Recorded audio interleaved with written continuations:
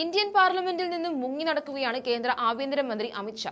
NEET വിഷയത്തിൽ പ്രതിഷേധിച്ച വിദ്യാർത്ഥികളെ തല്ലിച്ചതച്ച പോലീസ് നടപടിയിൽ നിലപാട് പരസ്യമാക്കണമെന്നാണ് പ്രതിപക്ഷം ആവശ്യപ്പെടുന്നത്. എന്നാൽ വർഷകാല സമ്മേളനം അതിന്റെ അവസാന മണിക്കൂറുകളിലേക്ക് കടക്കുമ്പോഴും അമിത്ഷാ ആ വഴിയൊന്നും എത്തി നോക്കിയതുപോലുമില്ല. ഇനി 2 ദിവസത്തിനുള്ളിൽ വർഷകാല സമ്മേളനത്തിന് തിരശ്ശീല വീഴും. ചില നിർണായക ബില്ലുകൾ ഈ ദിനങ്ങളിൽ സഭയിൽ അവതരിപ്പിക്കേണ്ടതുണ്ട്. എന്നിട്ടും അമിത്ഷാ സഭയിലെത്താതെ മുങ്ങി നടക്കുകയാണ്. അതേസമയം ഡൽഹിയിൽ നടന്ന ഒരു വിവാഹ സൽക്കാര വേദിയിൽ രാഹുൽ ഗാന്ധിക്കും സോണിയാഗാന്ധിക്കും മുന്നിൽ പെട്ടുപോയ അമിത്ഷായുടെ ദൃശ്യങ്ങൾ വൈറലായിരിക്കുകയാണ്. NCP നേതാവും MP-യുമായ സുപ്രിയ സുലെയുടെ മകളുടെ വിവാഹ സൽക്കാരത്തിനിടയ്ക്കാണ് നേതാക്കൾ കണ്ടുമുട്ടിയത്. പ്രധാനമന്ത്രി നരേന്ദ്രമോദി അടക്കമുള്ള വിശിഷ്ട വ്യക്തികൾ പങ്കെടുത്ത വിവാഹ സൽക്കാര ചടങ്ങിലാണ് അമിത്ഷാ എത്തിയത്. പാർലമെന്റിൽ എത്തുവാൻ മടിച്ചു നിൽക്കുന്ന അമിത്ഷായ്ക്ക് കല്യാണം കൂടാം, ഫോട്ടോ എടുക്കാം, സൽക്കാരത്തിൽ പങ്കെടുക്കാം.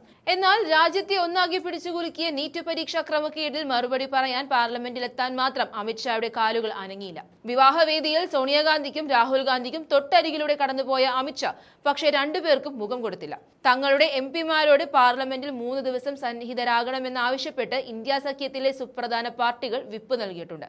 തിങ്കളാഴ്ച വിദേശ സംഭാവന നിയന്ത്രണ ഭേദഗതി ബില്ല് സഭയിൽ അവതരിപ്പിക്കാൻ ഷാ എത്തുമെന്നാണ് കേന്ദ്ര സർക്കാർ അറിയിച്ചത്. എന്നാൽ പ്രതിപക്ഷം സഭയ്ക്ക് പുറത്ത് കാത്തു നിന്നിട്ടും അമിത്ഷാ എത്തിയില്ല.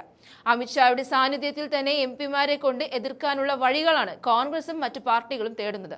ഇന്ത്യ സഖ്യത്തിന്റെ ശക്തി തെളിയിക്കുവാനുള്ള അവസരമായിട്ടാണ് പ്രതിപക്ഷം ഈ 3 ദിവസങ്ങളെ കാണുന്നത്. അതുകൊണ്ട് കൂടിയാണ് ഒറ്റ MP-മാർ പോലും പാർലമെന്റിന് പുറത്ത് ഈ 3 ദിവസങ്ങളിൽ പോകരുതെന്ന നിർദ്ദേശം രാഹുൽ ഗാന്ധി നൽകിയിരിക്കുന്നത്.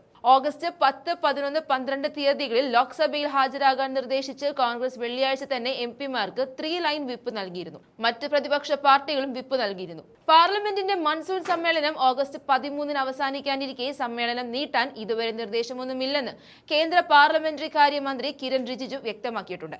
ഇതിനിടയിലാണ് അമിത്ഷാ ഒളിച്ചു കളിക്കുന്നത്.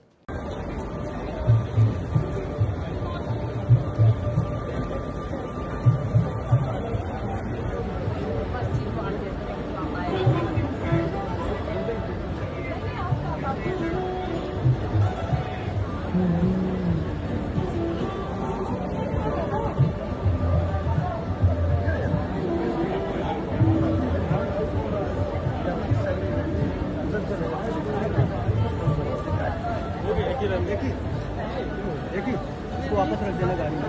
चलो तुम गाड़ी भी मार्शल कराओ, गाड़ी भी मार्शल कराओ।